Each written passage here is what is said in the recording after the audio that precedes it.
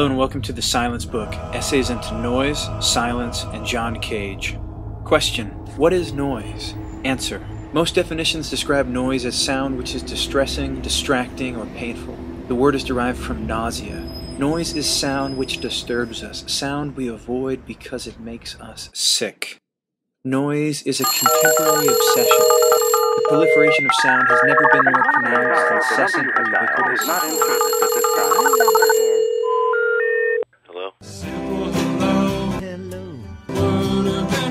Of the 35 compound expressions that include the word noise in the Oxford English Dictionary, only one has an illustrative quotation dating before 1920.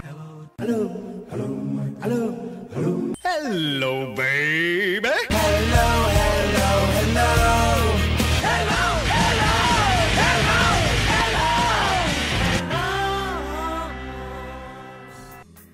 Definitions 11a and b for the word noise in the Oxford English Dictionary. 11a. In scientific and technical use, random or irregular fluctuations or disturbances which are not a part of a signal, or which interfere with or obscure a signal. Also, in extended use, distortions or additions which interfere with the transfer of information. b. In non-technical contexts, irrelevant or superfluous information or activity, especially that which distracts from what is important. Questions: what's irrelevant? What's a distraction? What's important? Bring the noise. The godfather of noise. Bring the noise. The godfather of noise. The ocean of noise. Bring the noise. The godfather of noise. What is the meaning of silence? Most definitions of silence describe it as a kind of emptiness or stillness characterized by the absence of sound, of events without any oral track. The word is derived from sileo, to be still or silent.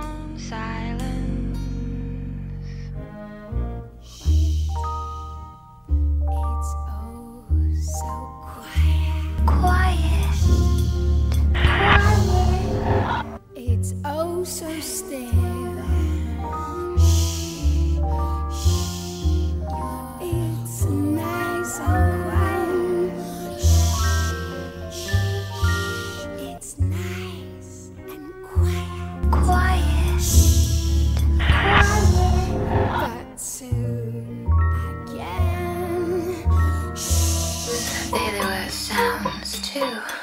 The sound experience, which I prefer to all others, Somebody else's is the experience of silence. and somebody else's sounds are a lot worse to live with than one's own.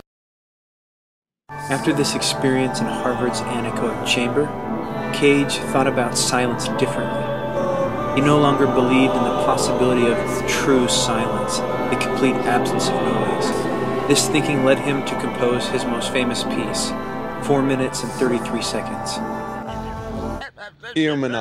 Cage wrote 4 minutes 33 as a piece in 3 movements where the performer does absolutely nothing, allowing the audience to absorb the sounds around them. Everyone experiencing the piece in a different way, therefore, because we all hear things in a different way. Tonight the piece has been presented in full orchestral version, conducted by Lawrence Foster.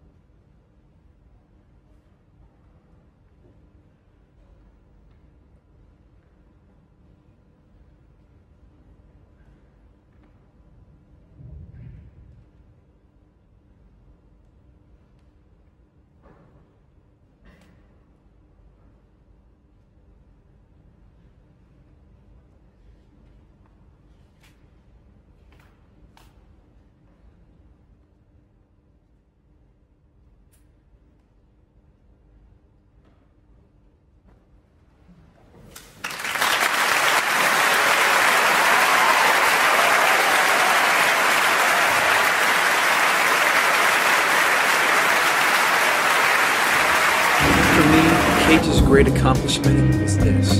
433 helps us to understand a way that we might fuse patterns of deep attention, deep listening in the moment, with hyper-attention, forming a hybrid mode that I would term diaper attention.